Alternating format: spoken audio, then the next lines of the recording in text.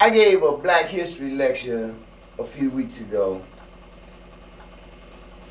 and I was just talking about myself in general. Mm-hmm. I'm a very dangerous man, very dangerous. But what I've come to realize now is that the wisdom that I've been blessed with, I still will hurt somebody. Mm-hmm. But how can you hurt somebody that's ignorant?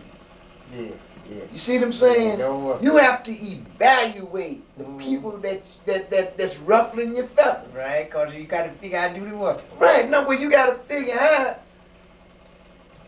do they know what they do? You know, Jesus on the cross said, forgive them, Father, for they know not what they do. Okay? And then let me tell you something. That's about 1/3 of all the people out there like that. Right. Look at that. That's another thing. You got to be very careful about people. When you say peoples in jail, you're talking about everybody. Right. But in all people, there are peoples and peoples and there are peoples and there are peoples. Right? And there are all different kind of peoples in them peoples. Right. All right? So they're not all the same. So we have to always allow for the exception. Right. Okay. The difficult question in the United States, though, is today is most folks is the exception. Most folks, that's right. You know what I'm trying to say? I could remember when you just about could say nearly everybody was the same.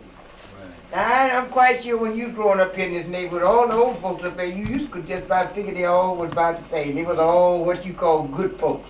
Right. In fact, they're so good, you was mad with them half the time because they was keeping your ass straight. Right. You know what I mean? I know I used to feel, shoot, there ain't nobody down there. Everybody's so damn good on this street. There ain't nothing you can do that. You wrong. Well, you know how you talk You about know what I mean? people move to the city Yeah. because out there in the country, people knew your business. And you couldn't do nothing So wrong. when you moved to the city, you could hide. Hi. Right. And that meant less people knew what you was You doing. was doing. Well, see, You now could get lost. That's in where the we big city. at now. Every one of us alienated. The neighbor next door don't chastise me, and I don't chastise the neighbor over there. I said it ain't my business. The only time I get in their business, one of them gets sick, I go over there and tell Missus if I can do something for you. But normally, I don't get in their business. Now, if I was in the country or in a small town, we would be in each other's business all the time. Because we would expect for us to be in each other's business. Look here, I need some meal. Let me have a couple of meals. He said, oh yeah, sure, I'll bring it. And by the way, I got some rice over here. You want some of that rice? And I got some extra peas over here. You can get some of these peas. And so it went back and forth. You know what I'm trying to say? That's gone now. You don't go next door and tell a lady I ain't got no rice. That's the first place, you shame let her know you ain't got it. Even though your ass liable to be hungry as hell. You don't want to know you're hungry, do you? That's right. Yeah, we didn't think nothing that the country years ago. You just go there and say, I'm hungry. Let's go there. Miss Emma give you some bread. Hey, Miss Emma, get this boy a piece of bread. And don't nothing of it. You know, even in the country, Yeah. my grandmother was from Lake City, Florida. And for years, going down there as a little boy, you know those little latches? On the Yeah, I door? know it. That's Those all little they slide had. latch? Yeah. Now, here they got a big, you know, they had a big old boat lock, bed boat on the front door. Mm-hmm. And right around the back door, they had the same little latch that they had for 50 years. Only purpose that latch do is just to hold the door closed. Right, so Didn't hold it so the wind don't blow it over. Mother and Daddy didn't do. Steve, when I first came to Troy in 37, I was on Hazen and Fiddle, okay? Yeah. Nobody up there know where the damn key was in their house. Nobody. I don't think when folks rented houses, did they even give them a key in them days. You didn't need no key. Just close the door. Close the door, gone. People would go to work. Close the door, gone. Just Now, close. it's true they didn't have nothing in that steel now. Because all we had was nice bedroom sets. Yeah, but that speaks to the whole We consumer. didn't have no TV in there. The only thing in there, maybe somebody might have a piano, that's too big to steal. What about Or the you- radio?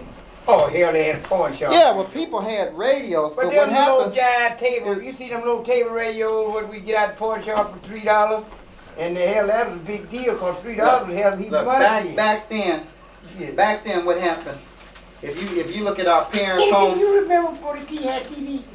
No, they had When you TV as born, far as when I remember they had TV. I was born when I was born. They had TV. They had TV. But what happened is that you went in people's home. The living room was bedrooms. That's right. The dining room was bedrooms. And the bedrooms was bedrooms.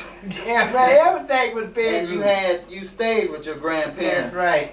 And your kids was there. That's right. And so that's when you talk about the STEM families or the 3-generation families. Generation all the time. But with this little modern society, with the nuclear society, as people were supposed to prosper, Yeah. they bombarded us with all this propaganda. That Private. it was important for you to move out Right. and get your own place. Right. And if you wanted to practice that individualism, then it was important for you to move away. You know, to put your parents, if your parents got sick, put them in the home. That's right. Get your own place, and then you could do a lot, everything you wanted, because nobody would criticize you for whatever you wanted to do, because nobody would be there to criticize you. Your parents can't say nothing to you if you're not at home. So the more people moved out and bought their own individual place or rented their own individual place, then we moved into this age of the individualism, and that was necessary for the consumerism. Because if you stayed at home, You could then borrow you that shit. you could Use other folks' stuff. you could use your whole family stuff. You needed one radio. Everybody could sit in there and listen to the same radio program. Yeah. And if you didn't want to listen to it, whatever the majority wanted to do, That's what you decided that was what you was gonna listen to. What everybody, the majority, wanted to listen to. That's right. But with the capitalism, couldn't sell that many radios with everybody living in the same house. So they devised So the idea Our of food the got how many smaller TVs family, in the house? man, OTV. On TV. I was over some people's house the other night, and everybody was in a different room. Well, they looking got at that a TV. different thing. That's The $400 a piece. The kitchen, the dining room, the living room. TV. Looking at a different program. and what happened? It works out excellent for capitalism. That's right. Because you have in the past you would have had 2 to 3 generations living in the same house. Now you have them all living in separate places. So that's 2 extra rents, and now they can collect compared to 1. Plus now, since you had the separation, you had to increase to the individualism, the narcissism level. Each person wants their own TV. So now instead of 1 TV in the house that worked for that entire family, you have 3 homes with at least 3 TVs. And now we have got to the stage, like Jimmy pointed out, you have a TV in the room for the mother and the father in their bedroom. You have a TV for the company that comes up. And if you have a not large enough home to have a little den, you have a TV in there. And then one in the kitchen. If your kids, you have one in the kitchen, so whoever's cooking can have that and watch the soap operas Watch while your they're story. cooking. And then if you have any kids, my kids, I had said I was going to buy them a TV for their bedroom. But that didn't mean anything. My sister went out and bought them That's one TVs for for it them. anyway. So I have a TV in both of my kids' room. I have a TV downstairs in like the family room, and a TV in my bedroom. And my kids had TVs in both of their rooms. Now you know the thing else happening? Now everybody got their own phone. Up there. Oh, see, and that's part of the capitalism. Oh.